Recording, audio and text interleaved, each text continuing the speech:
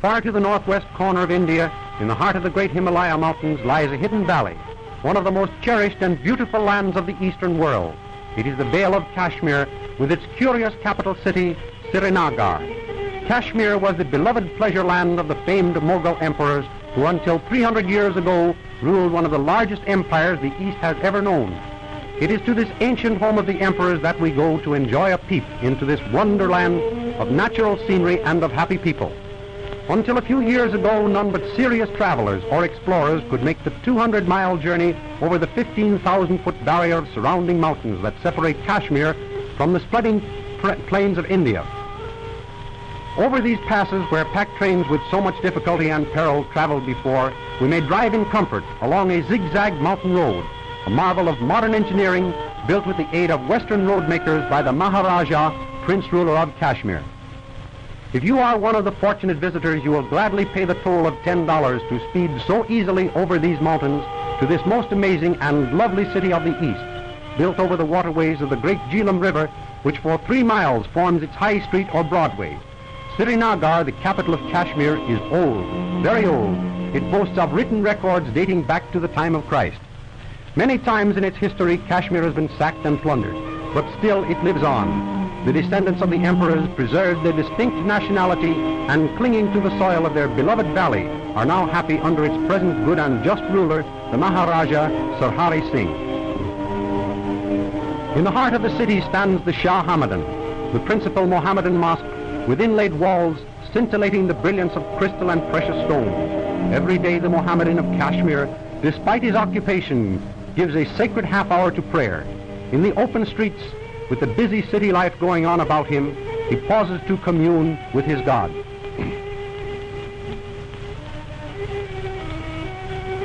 At this sacred place where man speaks to God, all life is respected. No wildlife is taken. There is a pool here where the fish swim in from the river to eat bread from the hand of the priest. The creatures seem to know instinctively that both they and man are children of the one great Creator and are as children together, one feeding at the hand of the other.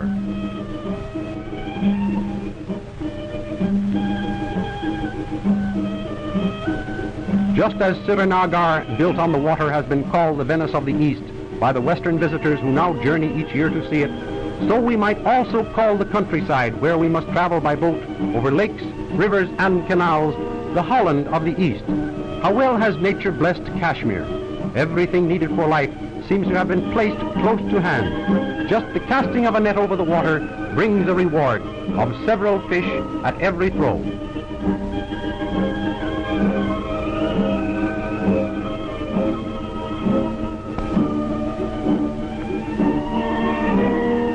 Isn't this something like the parable of the loaves and fishes? Water is their principal means of transportation. The produce of the country is brought to the city in long gondola-like boats called dung. Most families, in addition to their quaint homes along the shores, have houseboats where they spend many hours contented and happy.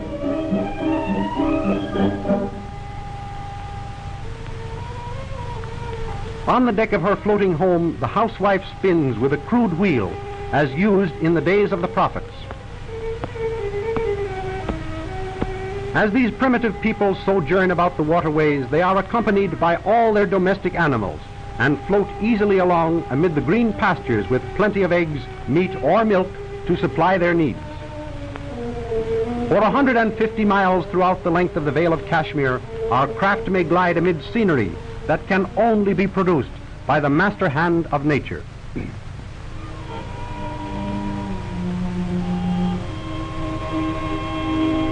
The people live in charming thatch-roofed cottages, clustered into villages beneath shading willow and poplar trees. Let's tie up our boat by this village for a few moments and watch their way of doing things. Primitive? I should say they are. This is just the way they ground the rice and corn in the days of the Bible. How hard these women work. For hours and hours each day they work at the rice mills. But yet they find time to raise and care for families, too.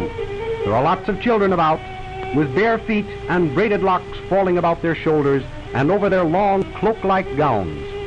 Another striking thing is just this. After all, with these most primitive methods, they do reach a certain high efficiency. These two revolving stones grind out corn as fine as our finest white flour. I won't say that it's impossible to get a little stone grit in the biscuits this way, but that's just what the doctor advises. Eat roughage to aid digestion. They have everything they need. By irrigating the rich soil of the ancient lake bed as their forefathers did in biblical days, using these age-old water hoists, they raise many kinds of fruits, vegetables, and beautiful blossoms. The women are carrying the rice in from the fields.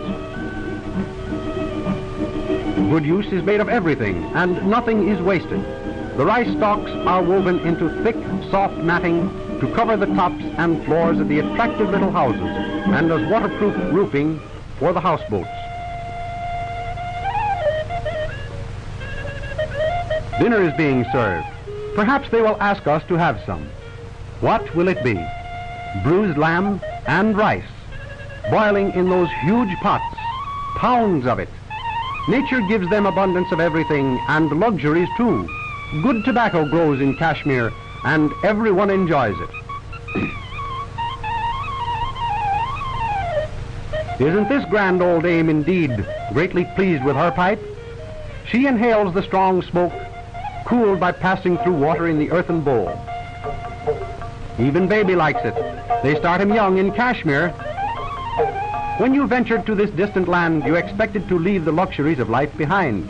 You surely didn't think that you would find a nice hot radiator to sit by, did you? However, here it is, the Kashmir radiator, filled with glowing coals.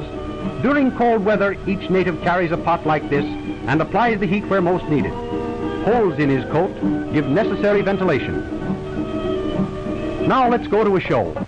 It's a free open-air show given by the people.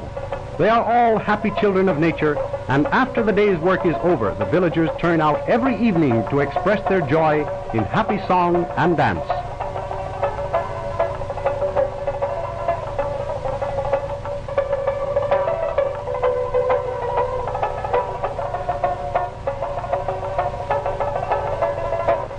So the day passes, and the people work and play. But never at the end of day will they forget their God. It is a part of the daily life of every native to speak to his God in prayer and thank him for the blessings that nature has bestowed. Perhaps it is this devotion that through the ages has permitted him to retain his native soil against the aggressor, and from generation to generation dwell in prosperity and happiness in the beautiful Vale of Kashmir.